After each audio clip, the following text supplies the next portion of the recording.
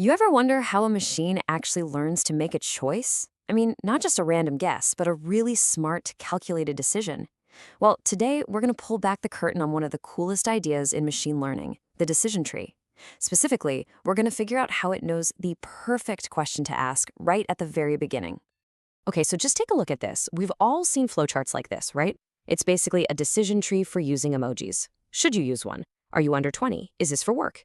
You see, we humans, we do this all the time. We follow this path of questions to get to an answer. It's super simple, it's logical, and guess what? That is exactly how a decision tree model thinks. But here's the million-dollar question. For that emoji chart, a person decided that "Are you under 20" was the best place to start. But how does an algorithm do that? How does it look at, a massive spreadsheet with thousands of data points and figure out its best first question? What even makes one question better than another to a machine? Well, it turns out the algorithm has one main goal.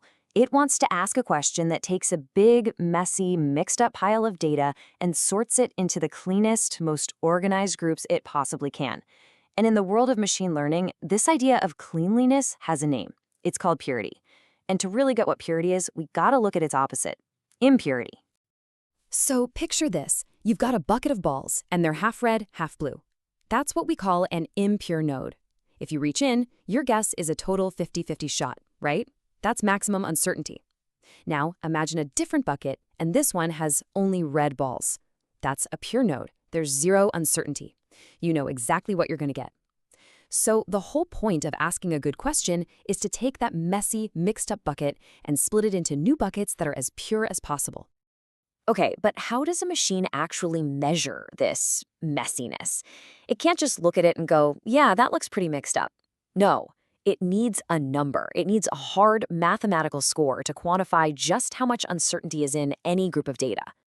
And that measure is called entropy.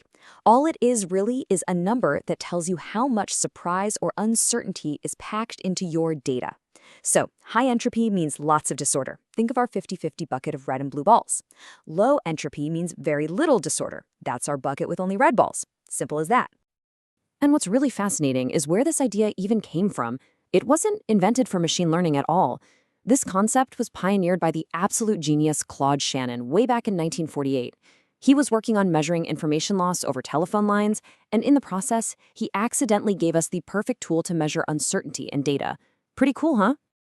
All right, let's make this super concrete with a little experiment. Imagine you've got a box with 10 of those coffee pouches. 5 of them are caramel latte, and the other 5 are cappuccino. Now, if you close your eyes and grab one, what's the chance you get a caramel latte? Yep, it's 0.5, a perfect 50-50 split. So, that 50-50 split, that's the absolute peak of uncertainty. You have literally no idea what you're going to get. And in information theory, we give this maximum level of surprise a score. We call it an entropy of 1. But what happens if we change the experiment? Now imagine the box has 10 pouches, but this time they are all caramel latte. What's the probability of picking a caramel latte now? It's 1.0, right? It's a total certainty. And it just makes sense, right? When you know the outcome for sure, there's zero surprise. And if there's no surprise, there's no uncertainty. So what's the entropy? It's 0. We've hit a perfectly pure state. This curve right here shows the whole relationship perfectly. On the vertical axis, you've got entropy, our messiness score. And on the bottom, the probability of something happening. Just look at it. The entropy is 0 at both ends when the probability is 0 or 1. That's our perfect certainty. And where does it shoot up to the top?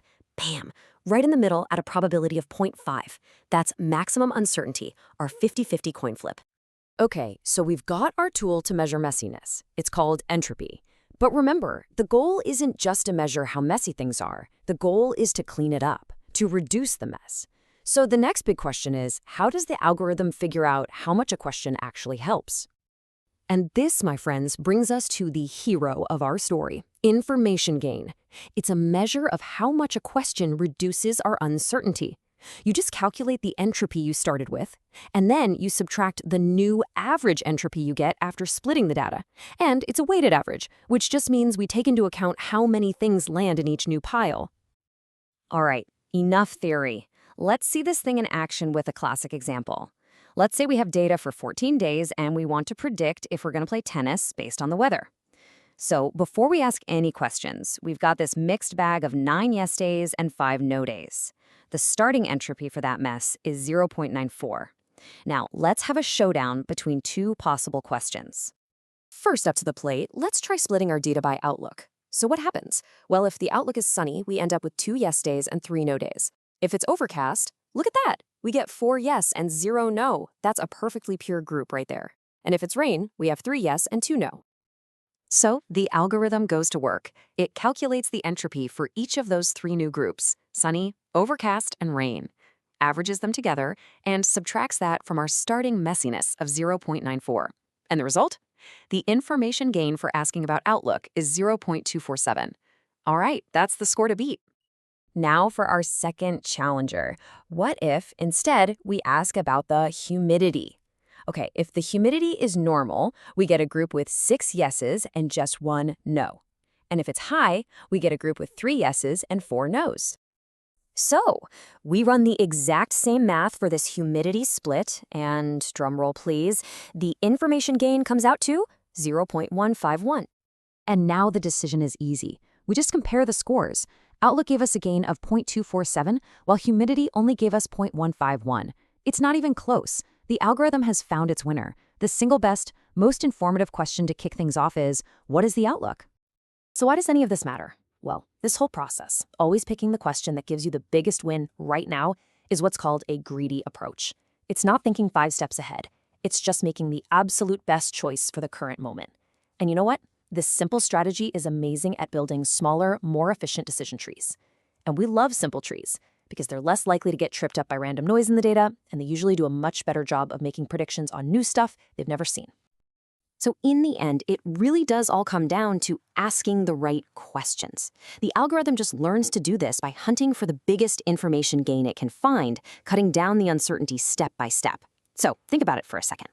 In your own life, the last time you had to make a really tough choice, what was the one question you asked that just cut right through all the noise and made everything clear?